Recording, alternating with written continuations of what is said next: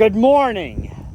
Soundgarden, Blow Up the Outside, was just listened to at record levels in this truck. It's amazing to me how I live in my own little chaotic bubble that I think I want to get away from, yet I choose it every morning because it's another great day in the state of Nebraska. We are back. Happy Saturday morning. The pivot looks intact, in line. Now we're going to go check the radiator now that the motor has been cooled off. Hold on a second. I changed my theory. I'm now thinking, I didn't check this last night, I think it was probably low oil, but now that the engine stopped, it's low antifreeze. So I got a can of bars, antifreeze, or radiator stop leak. I don't remember using it before. I'm hesitant to use it, and I don't know why, but I'm ready to on two radiators. Let's check the oil fill level, which we do not have a dipstick on this motor. How can that be? Is that even possible? Never step over a PTO shaft. We only have that oil fill gauge, so we'll go to plan B. But check the antifreeze, and we will fire this motor up to irrigate this super clean soybean field. Are you guys getting excited for harvest? Let's not think too far ahead in the future. I did not bring a grease gun to grease the PTO shaft. Happy to have you along. We will be irrigating a bunch of stuff in preparation for Monday. All right, here's the product. And I feel like I should have shaken it. So it used to be dry granules. Now they liquefied it, but I probably should have shaken it before I poured it in, because when I poured it in at the very end, there was a glub. Then I added about 6 quarts, 6 liters, or 2 gallons of antifreeze in here. We'll put it on. See, I got this antifreeze down here. Is that a leak? Do I need a new radiator? Probably. So if I'm going to put on a new radiator, go ahead and put in this goo. If it works, great. If it doesn't, I'm getting a new radiator or fix this one at some point. Now they're saying a chance of rain, which rarely happens in Nebraska. So we don't look at the forecast. We just run irrigation until it rains.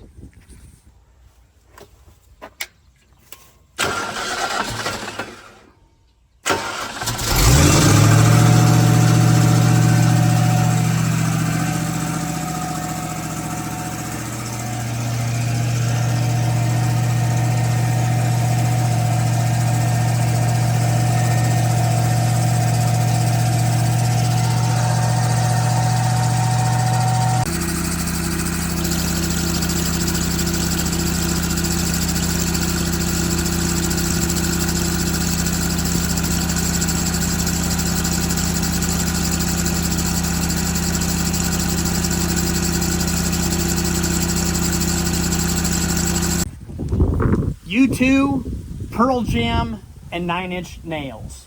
I don't always listen to music. Most of the time I'm sitting in the tractor or pickup in silence because I like to think and I like to dream. But I really do enjoy music. A lot of times it'll bring me back to a time and a place and a memory, kind of like a smell or a meal can. And I really enjoy that. And sometimes when I'm listening to music, sometimes really loud, it helps me think and dream. We are back at this motor, and yes, I've got the second can of bars leaks that we are going to try to fix this hole. This little wire was stuck in here, and it made a little pinhole in the radiator. So I think if this stuff is going to work anywhere, it should be in here. And actually, I don't know if that's why this motor stopped, but since it did before, that's going to be my first guess. Keep it simple, stupid. A lot of times, or no, is it Occam's razor? The simplest solution is usually the solution. Help me out there, internet. Oh, also, previous video, I asked where you guys were at, and I had over 200 comments telling me where you guys are at. I read every comment because most of my videos get 20 or 30. I read every one. It was fun to see over 200 people where you guys live, work, and interact. So my question for this video is, what music do you like, enjoy, or listen to, or where does it take you? What does music do for you? Comment down below and I will read every one. Maybe I should give myself a challenge to comment on every one of your guys' comments. Okay, we will put this in. The oil looks good. And then hopefully the radiator will fix itself. I love it when I don't do anything or do very minimal and then it just works. It just fixes itself. So, antifreeze.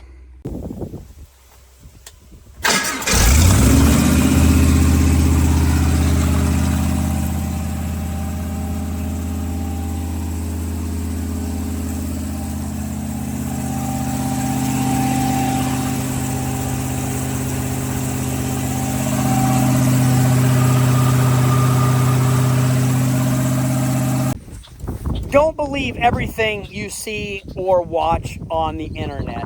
Sometimes my job as a Nebraska irrigator is as easy as throwing a switch on an electric well, an electric pivot that has telemetry that beams radio signals either to a cell tower or my leg over there, and then we can start and stop the pivot, adjust the pivot from the phone. So sometimes the most difficult thing is crossing the creek. Creek.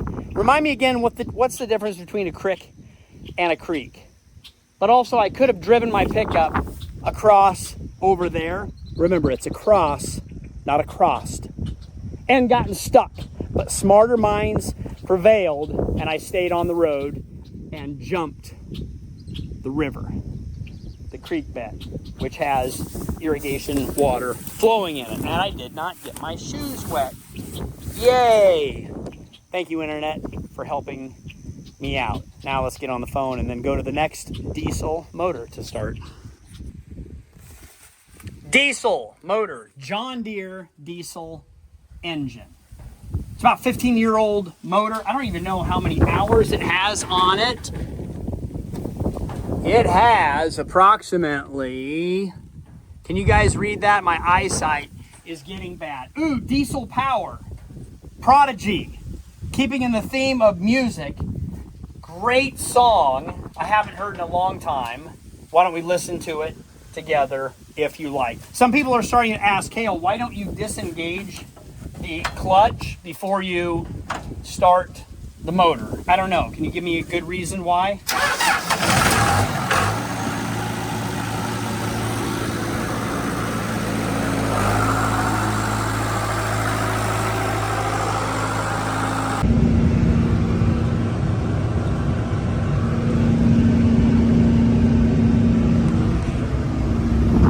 It would be this soaked. We're not stuck until you try hard enough.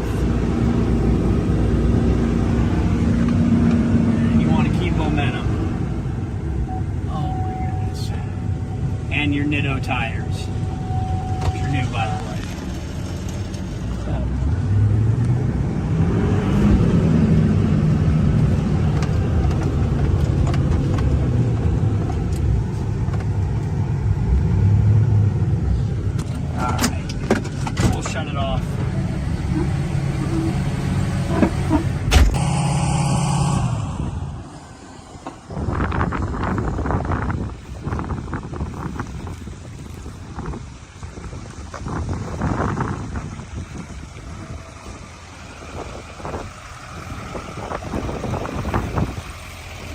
Yeah, just one more job. Adam, thanks for coming to irrigate for me. So I'm trying to get K's North going, figured out the problem, went out to shut this pivot off because it won't shut off on its own, and got stuck. But we're almost not stuck, but we could be stuck, if that makes sense. Round two.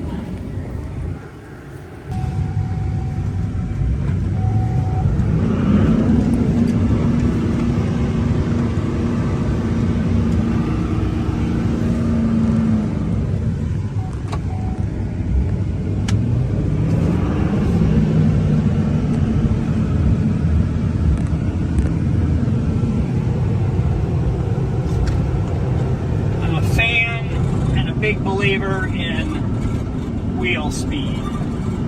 Even when you're out, you need to wheel speed beyond wheel speed. There we go. There we go. 60 mile an hour is not too fast through mud if you know what you're doing. This is why I irrigate most of the time in a Defender, side-by-side, four-wheeler, or something. Shout out to Nitto Tires. Just got these put on. Yeah, thank you for getting us out of that sticky situation. Now we need to find a car wash. Good morning. Happy Sunday morning. Back here in Nebraska on top of a pivot in the middle of a seed corn field. All right, I think I figured out, Adam and I figured out what the problem was the other day, and then we went up to the lake to have homemade ice cream and sweet corn. It was delicious. Amanda is back detasseling. This might be her last day, and I thought I would come out and get a few more irrigators started. So here's the problem with this: is a straight line pivot with a corner swing arm. So if you can imagine a pivot irrigating a circle in a square field, we have these swing arms to kick out and irrigate the corner as much as possible. How this works is on these rollers inside this cradle, when that swing arm moves, this moves back here and it controls micro switches inside this box. So this one can move back and forth. There's just a little bit of play and tolerance as these are moving and walking. Every once in a while, for whatever reason, this will slide too far, and it does have barriers, but if it ever slides too far, it kicks out a third micro switch, and even with the safety override, it will not run just because something critical is happening.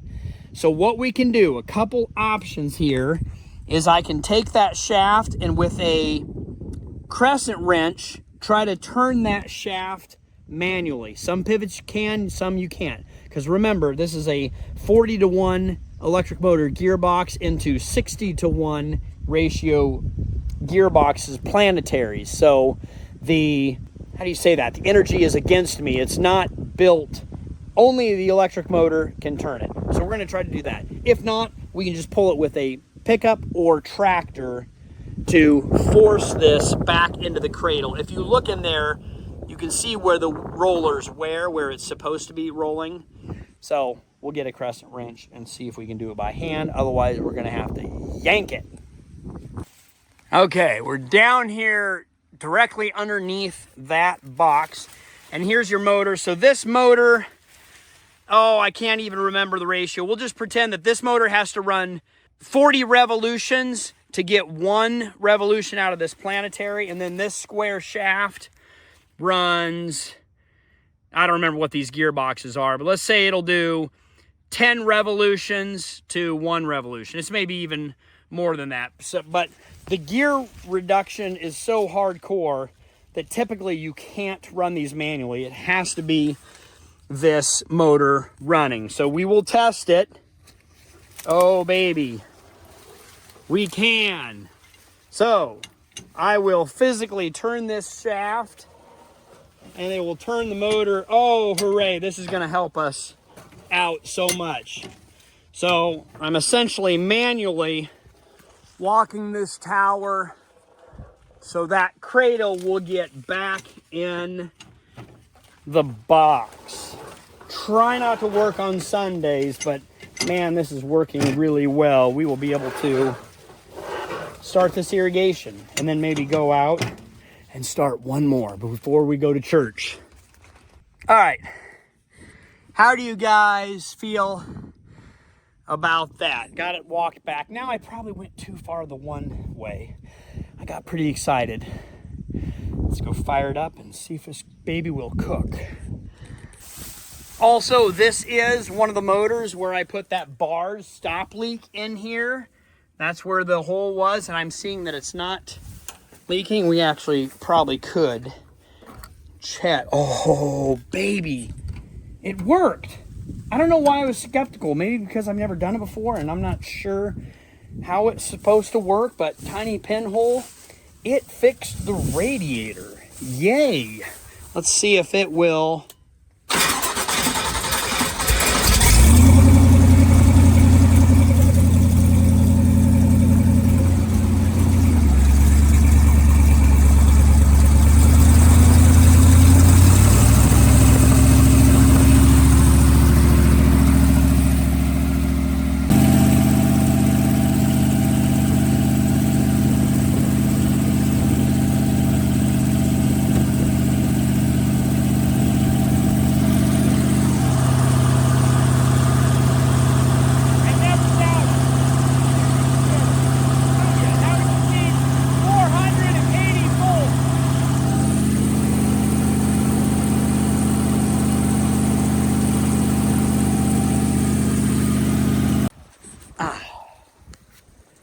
Frowny face. It didn't work. There's another problem. I need somebody else to probably run it.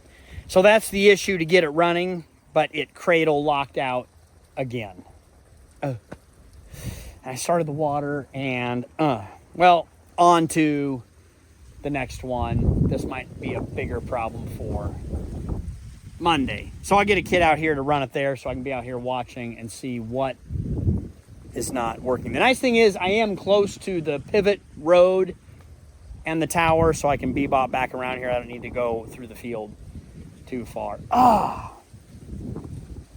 Work on Sunday, fix on Monday is the old farmer's saying that we tease each other about, and in this case it's ringing true again today. Let's go find a different motor to start. Hey guys, do you want to see how a flow meter works? Well, even if you don't, I'm going to show you. For some reason this year, this well has a ton of water, 850 gallons per minute, tons of pressure when the swing arm is folded in and all the nozzles are shut off. So here's my flow meter. It will read in gallons per minute. Anyway, we got enough pressure where it blew this seal out, so I'm taking it off, readjusting the seal, and then I will tighten it up a little tighter. You can't get too tight because it'll pinch this aluminum pipe and hurt it. But essentially, it is a fan propeller that runs in the water stream. Just like that. So, now we will put it back together, clean it up, dry it off. And, oh, don't forget, if you want a pair of gloves, these have been selling really, really well. It has my brand on it, Lead Farms. They are a good pair of gloves. I got them cheap. I'm selling to you guys for a little bit. I'm pretty much break even on this whole deal, but I appreciate everybody that's bought a pair of gloves before. Link in the description below, my son's Etsy account. All right, let's put this thing back together. The moment of truth. Did Cale tighten it correctly and not over tighten it? I got the gasket moved. It's still pinched out a bit. Here we go. We will start the pivot forward, and that should start the, if we're on auto. There we go. Motor's moving, well is pumping. It'll take 3 seconds for the water to get up here.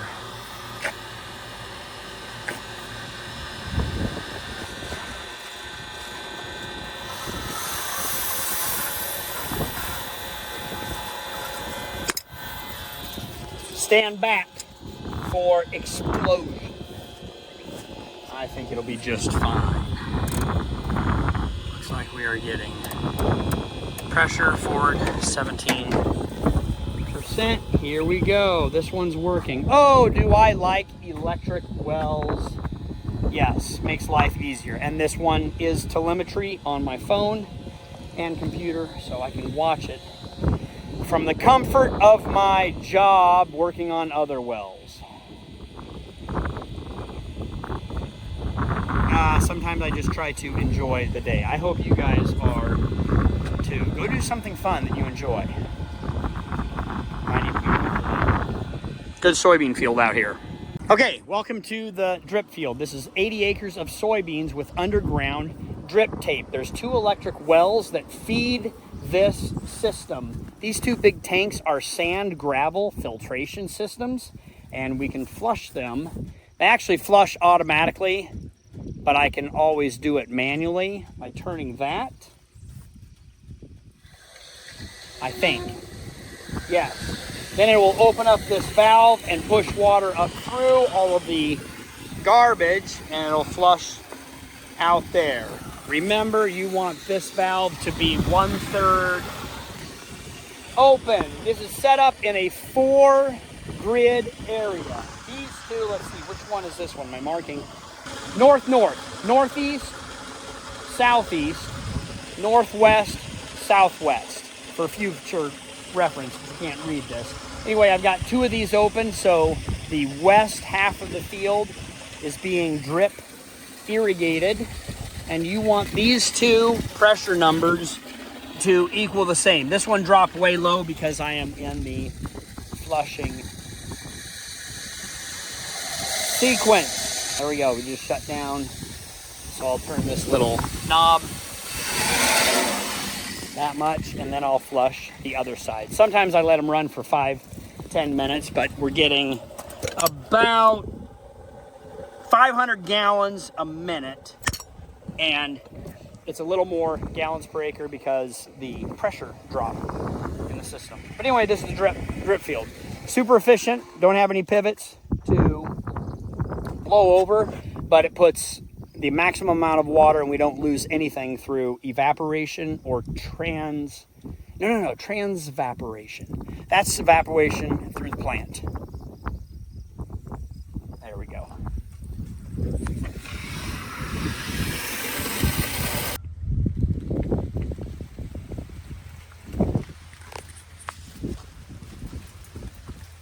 Yeah, it's we got a problem out here on the end tower. I think it might be the electrical motor. We might have to replace this. Is it still green? Yeah. Do you want me to shut it off? Yeah, just shut it off. We'll call them in the morning. All right, give you kind of Sunday afternoon update. I got most of the other pivots running that I wanted to. I am going to box scrape and smooth out the end of this seed corn field. This is the one Amanda helped Rogue. It was cut, detasseled, and pulled. And so we had machines out here when it was less than ideal, i.e. muddy. So it's kind of rough out here. I will be destroying these males because they are pretty much done pollinating. So we destroy the males, and then we will only harvest the females in about another month. So I'll smooth up these end rows. Should I plant cover crops, turnips and radishes, I will probably put the Gandy air seeder on the destroyer so I can spread turnips and radishes out here in the field, and then run the pivot, and they will grow. So once the corn is harvested, I will have a lush green cover crop. Still haven't decided if I want to do that yet or not. Help me decide.